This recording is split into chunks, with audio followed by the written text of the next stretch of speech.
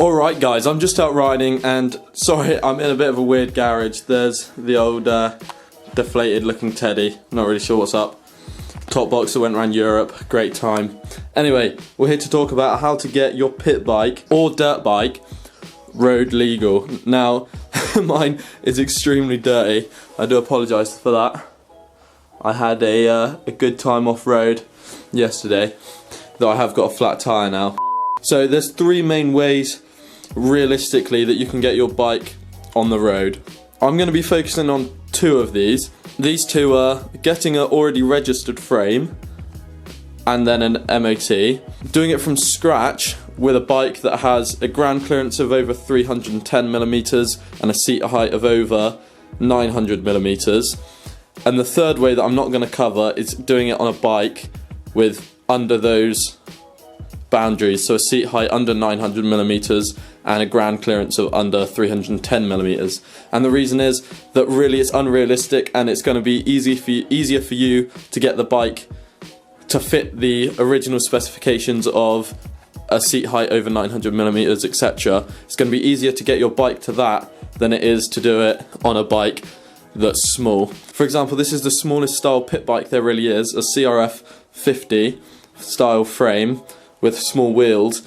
You'd be better off increasing the swing arm length, increasing the tyre size, increasing the front forks, and possibly changing the suspension. It'll be easier to do that. The focus on this is all out. It'll be easier for you to do that than it will to just register it as it is.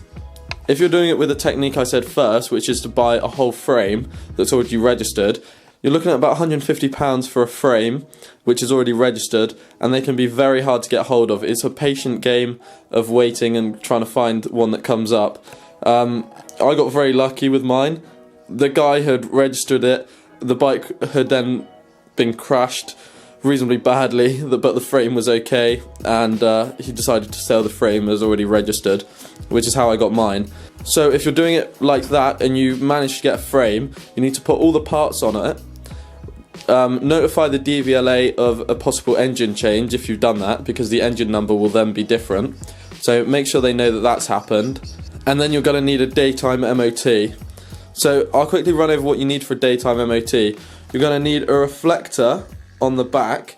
I've got one under this plate that's covering my number plate. You're going to need a horn like this one here. It can be a bicycle horn, it doesn't really matter, as long as it makes a noise. One of those horns you squeeze is absolutely fine.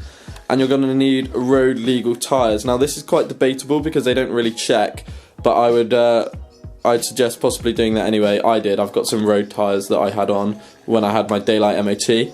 When you have a daylight MOT, it's just like a normal one. You book a normal MOT as usual, and you turn up to the MOT and you tell them you'd like a daylight MOT.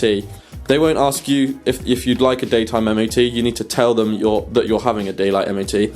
And what they'll do is make sure that there's no lights on the bike. You need to make sure there's no brake light at all. That's not needed and you can't have it on there.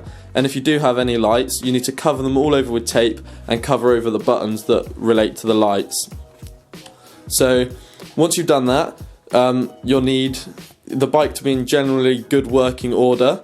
For example, you'll need good brakes, no play in the wheels, etc. And in the fuel cap. This should all be usual if you buy a bike new, but you need there's a rubber seal on the inside of the fuel cap that you'll need to make sure it's still there. That's basically it. And then it's just getting insured, which can be a bit of a hassle, but that'll be the easiest way if you can find a frame to get your bike road legal, and that's what I did. However, there are two other ways, but the way that I'm going to talk about is having a seat height over 900mm and a ground clearance of over 310mm. To do that, you're going to need a certificate of newness relating to your bike from the manufacturer. You can do this if it's Kawasaki or some other dirt bikes. They'll give it to you for free. If not, you may have to pay. There'll be a small charge. It won't be very much, maybe £20. Get the certificate of newness, and then your number plate can be the correct year. You also need to make sure you get a daytime MOT, so it's exactly the same principle.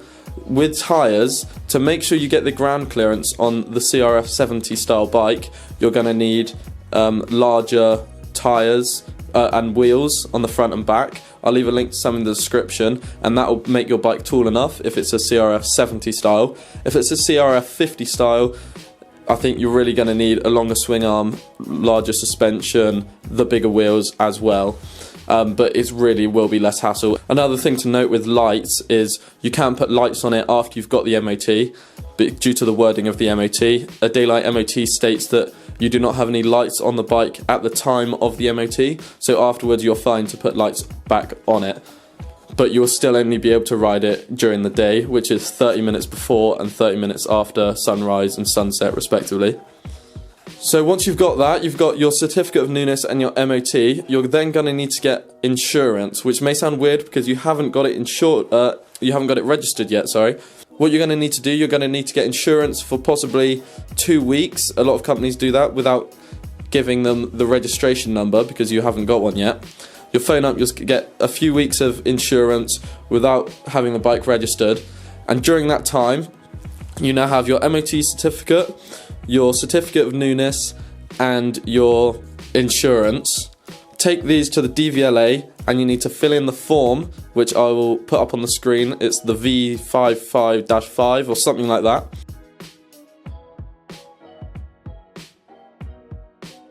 You need to fill that in and make sure you check that the bike is enduro. This means that you don't need to put its power to weight ratio in, you don't need to have it checked over.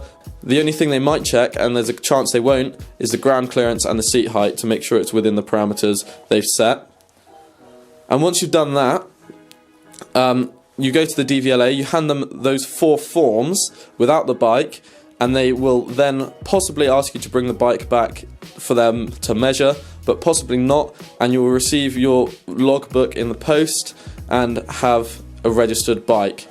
So, certificate of newness, daylight MOT, insurance for 2 weeks, get the DVLA to register it and fill in the form, and then you should be able to get the bike registered, and once you've got the number plate, you can get it properly insured and you'll be on the road.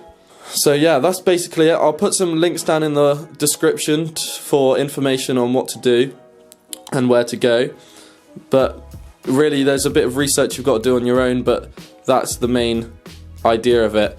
If you've got a CRF 50 frame, it will be more difficult, like this bike. These are a lot rarer, but the CRF 70, that's quite a lot easier, and it's not that much difference in size once you put the normal wheels back on, because once you've got the daylight MOT, you could then possibly, and I mean, I didn't tell you this, you could put the old wheels back on and have it more as the pit bike size that you're looking for.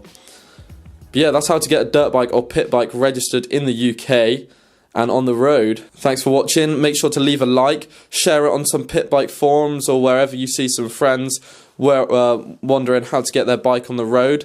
This is applicable to dirt bikes and pit bikes, so just share this video, subscribe, like it, and thanks for watching.